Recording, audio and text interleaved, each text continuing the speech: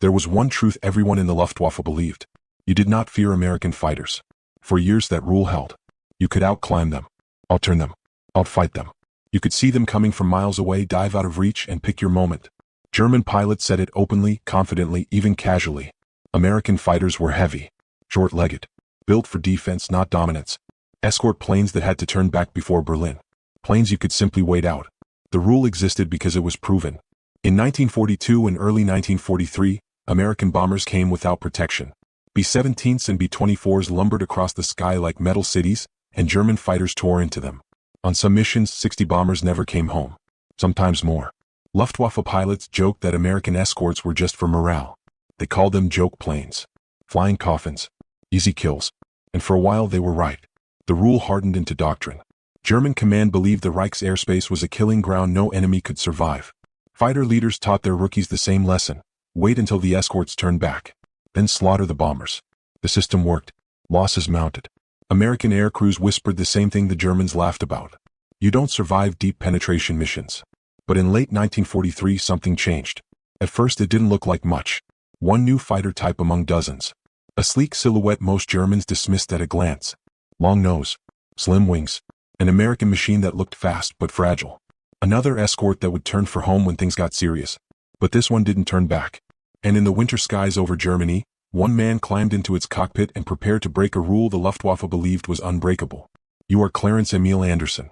Everyone calls you Bud. You're 21 years old when the war starts. Born in Oakland, California. A kid who loved engines, speed, and anything mechanical. You're not reckless, but you're confident. You learn quickly. You listen. You remember. You join the Army Air Forces before America even enters the war. Flight training comes naturally. You don't talk much about fear, but you feel it. Every pilot does. You just don't let it slow your hands. By late 1943, you're a captain in the 357th Fighter Group, stationed at Leiston, England. Your unit is new, inexperienced, barely tested, and you're flying a plane most German pilots still laugh at. The North American P-51 Mustang. At first, even American leadership wasn't sure about it. Early Mustangs flew low-altitude reconnaissance. Ground attack. Nothing special. But then someone installed a British Rolls-Royce Merlin engine. Everything changed. Now the Mustang flies higher than German interceptors. Faster. Farther. It doesn't choke at altitude. It doesn't give up. With drop tanks, it can escort bombers all the way to Berlin and back. That's the part the Luftwaffe doesn't understand yet.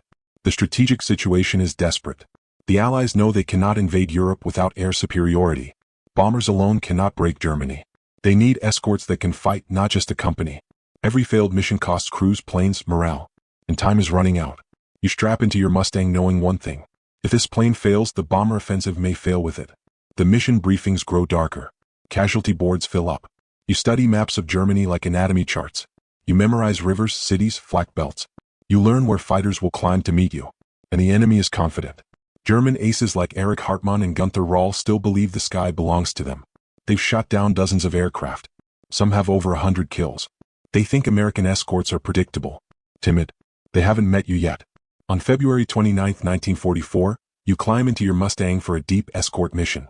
Target, Central Germany. Distance, over 1,200 miles round trip. Altitude, 25,000 feet. Temperature, well below freezing. You don't know it yet, but today the joke ends. The engine coughs, then roars. You feel the vibration through the seat, through your boots, through your spine. The Merlin engine settles into a steady, hungry growl. The canopy slides shut. The world narrows to gauges, oxygen hose, and sky. Takeoff is smooth. Formation builds. Dozens of Mustangs rise into the gray English morning. Above you, the bombers assemble. Hundreds of them. Silver, massive, slow. You climb with them. Mile after mile. The coast of England slips away. The North Sea opens beneath you. Cold. Empty. At 20,000 feet, the air thins. The cockpit grows quiet except for the engine and your breathing. Oxygen tastes metallic. Your fingers stiffen inside your gloves. You cross into enemy territory. Radar stations light up. German controllers track the stream. Fighter bases scramble. Alarms howl across the Reich. At 25,000 feet you see them. Tiny black specks climbing fast. Messerschmitt Bf-109s. Focke-Wulf 190s. Dozens. Then hundreds. The bombers keep going. So do you. German fighters expect you to peel away. To turn back at the old line. To protect the bombers only so far. You don't. The radio crackles with tension. Call signs. Bearings. Altitudes. Bandits. 11 o'clock high. You push the throttle forward. The Mustang surges. Airframe shudders. Speed climbs past 400 miles per hour. A German pilot lines up on AB-17. He never sees you. You dive. The distance collapses. 1,500 yards. 1,200 yards. 900 yards. You squeeze the trigger. 6.50 caliber machine guns erupt. The sound is not a single noise but a tearing, ripping vibration that fills the cockpit. Tracers streak forward. The German fighter shudders, then explodes into fragments. You pull up hard. G-forces crush you into the seat. Blood drains from your head. Vision tunnels. Another German flashes past. You roll. Dive again. This time the enemy reacts. They turn to fight you. That's the moment everything changes. German pilots are used to dictating the fight, choosing when to engage, using climb and dive to escape. But the Mustang stays with them, matches their climb, matches their dive, outruns them in level flight. One German pilot tries to spiral down. You stay glued to his tail. Another breaks upward. You follow. The sky turns chaotic. Contrails twist. Cannon fire flashes.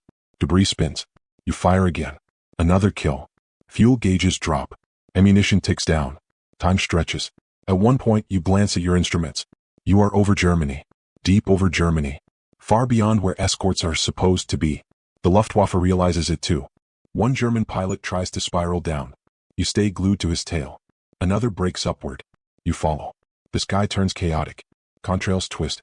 Cannon fire flashes. Debris spins. You fire again. Another kill. Fuel gauges drop.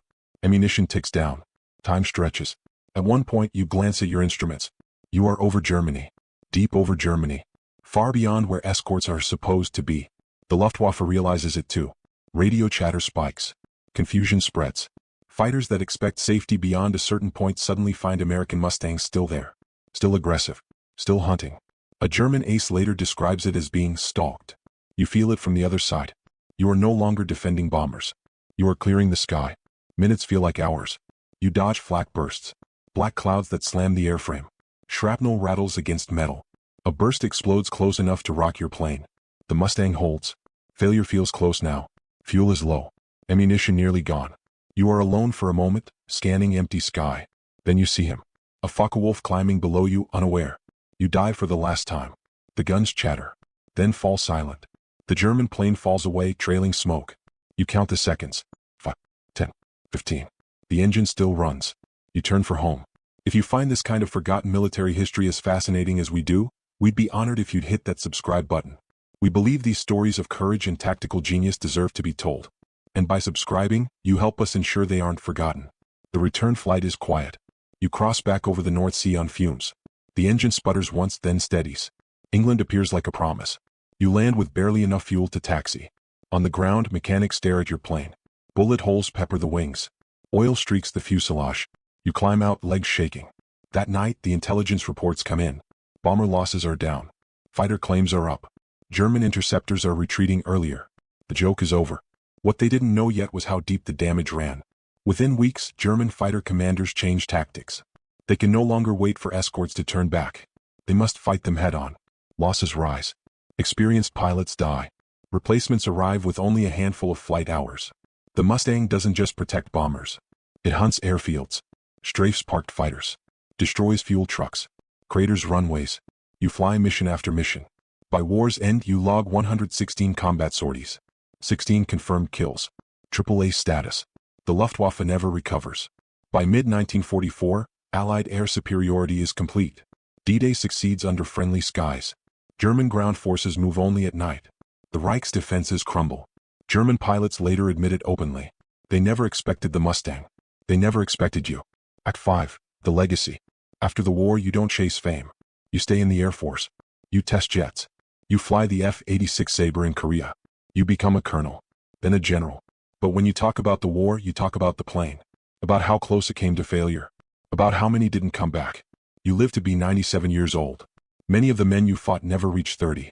To this day, the P-51 Mustang is remembered as one of the greatest fighters ever built. But it was once laughed at, dismissed, called a joke, until men like you proved otherwise. If this story moved you, please hit that like button. Every click tells the algorithm this piece of history is worth remembering. We're dedicated to rescuing these forgotten stories from the archives.